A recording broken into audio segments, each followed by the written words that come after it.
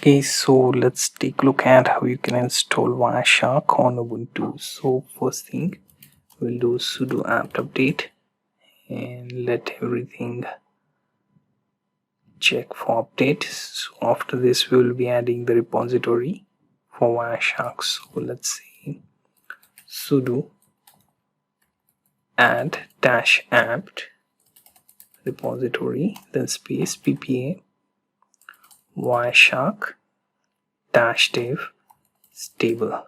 Okay, once it gets added, it will just ask you to continue, right? So if it's already added, it will tell you that if it's there. If it's not, it will continue the installation, right?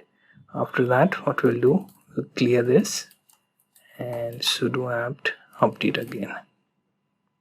And here see, our WireShark is added at the 18th entry here.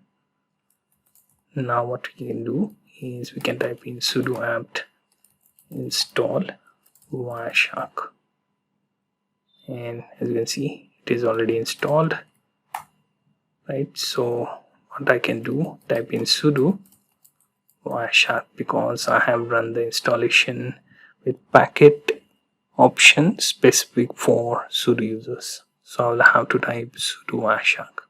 If you have selected option to check packets without sudo, then you can use just WireShark.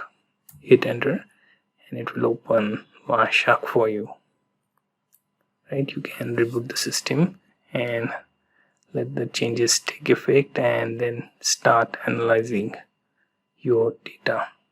So you get the idea how to install WireShark